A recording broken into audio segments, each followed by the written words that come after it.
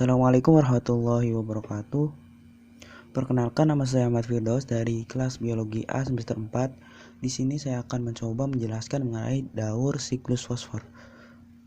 Siklus fosfor adalah siklus biogeokimia yang menggambarkan transformasi dan translokasi fosfor dalam tanah, air, serta bahan organik hidup dan mati.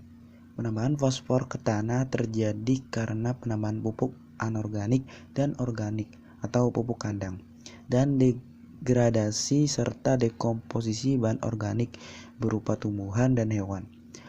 Proses ketika fosfor bergerak melalui litosfer, hidrosfer, dan biosfer. Fosfor sangat penting dalam struktur dan fungsi sel tumbuhan dan hewan.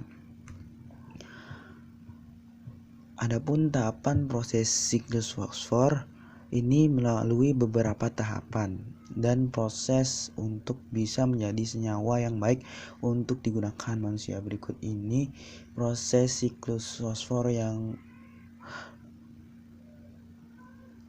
wajib untuk diketahui. Yang pertama itu rok itu pelapukan batuan. Di sini siklus fosfor dimulai dari sumber utama fosfor yang sering dijumpai dalam batuan dengan proses pelapukan. Pelapukan tersebut berlangsung secara alami dan dipengaruhi oleh faktor hujan, cuaca, dan juga erosi yang menyebabkan fosfor berpindah ke tanah. Pada saat batuan yang di dalamnya mengandung fosfor terkena air hujan, maka secara langsung akan melepaskan ion fosfat dan mineral lainnya yang terdapat di dalamnya. Selanjutnya tahap penyerapan oleh tanaman dan hewan. Nah, di sini fosfat yang sudah terkandung dalam tanah akan dimanfaatkan oleh tumbuhan, jamur, dan mikroorganisme yang ada di sekitarnya. Sedangkan pada manusia dan hewan herbivora akan menyerap fosfor yang ada di dalamnya terkandung pada tanaman ketika mengonsumsinya. Pada hewan karnivora, fosfor akan diperoleh pada saat hewan memangsa hewan herbivora. Tahapan selanjutnya itu dekomposisi dan dekomposer.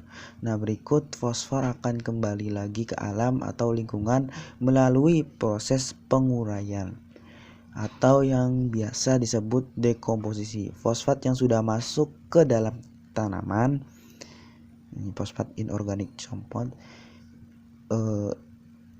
fosfat yang sudah masuk ke dalam tanaman atau hewan akan diurai oleh dekomposer ketika tanaman atau hewan tersebut mati. Maka fosfat organik akan kembali ke tanah atau air sebagai tempat asalnya. Proses siklus fosfat tersebut dilanjutkan oleh bakteri yang ada di dalam tanah yang berperan memecah bahan organik menjadi bentuk fosfat yang dapat diserap oleh tanaman, dan proses ini disebut dengan mineralisasi.